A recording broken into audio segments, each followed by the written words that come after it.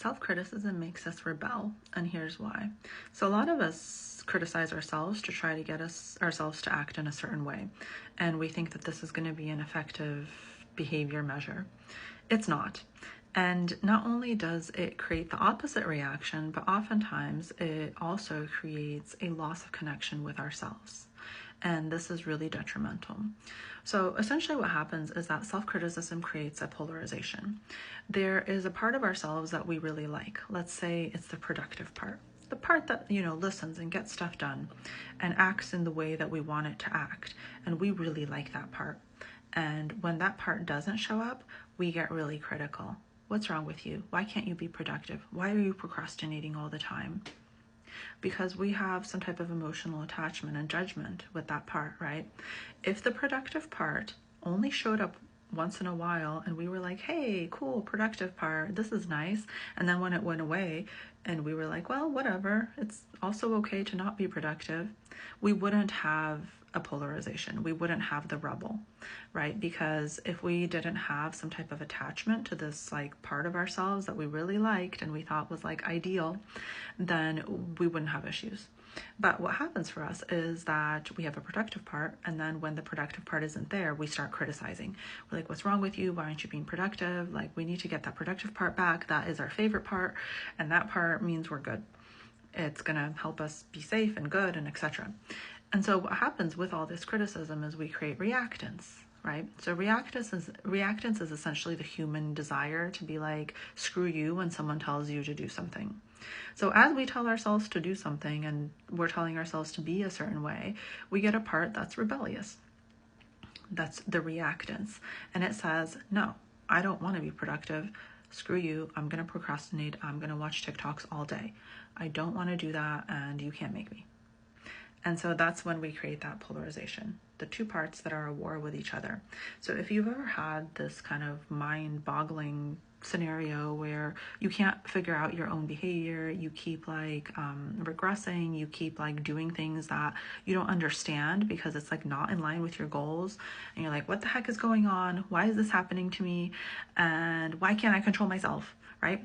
It could be related to eating, it could be related to productivity, it could be related to relationships, whatever. It could be related to anger. Like, there is some type of polarization here, and that's because you are judging yourself a ton. And so you're creating that rebel part that's like saying like, no, you can't tell me what to do. I'm going to do whatever I want, and you can't control me.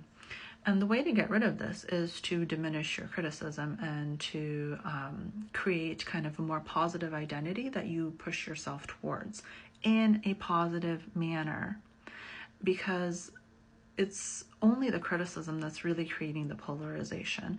And a lot of us don't realize that. And it's because we have one part there, like the productive part, that is sort of like the favorite child. It's like, we love that part. That part's awesome. And then we have the unproductive part that's like the black sheep. And we wish that part like didn't exist.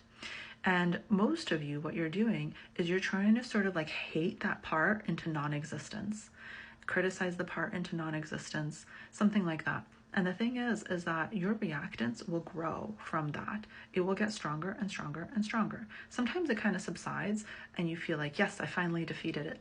But then it just like comes back and it's like super strong and you're like, shoot, I just like, completely fell off the wagon. And so if this is you, there's a much better way of eliciting human behavior change within yourself than to go about this whole criticism route in which you're creating reactance. And it's unfortunate that these things are not taught, but essentially what you need to do is you need to create that positive identity for yourself and a good reason for why you want to engage with that positive identity. So if you want to be a really productive person, like what I like to think is, I want to be someone that does what I say because I want to feel trusting of myself, right? I want to feel like I have my own back. And so to me, that's a compelling statement. And so you're working towards that, and you need to work towards that in a way in which you are noticing all of the little things you're doing that guide you towards that, the positive things, all of the little tiny little things that you're doing to build that tiny identity. and not focusing on all of the ways you've fallen off the wagon, or you haven't done it, or like why you're never going to do it, or all the things you haven't done, because that's not actually going to create the sustainable change, because it's just going to lead more to criticism and more to reactance and more to your polarization, in which you kind of have that phenomenon where you're feeling like, I'm Dr. Jekyll and Mr. Hyde. Like, I have a part of me that shows up that's really virtuous and does the things I want it to do, and then I have this random part that shows up and is just like, chaos, and it destroys all my progress. Criticism is creating this, judgment is creating this, and the more you move away from judgment and criticism, the more you will get away from this type of Dr. Jekyll and Mr. Hyde phenomenon. Hopefully you guys understand that reference. If this is you and you're still confused and you feel like, no, I need some like individualized help, please help me.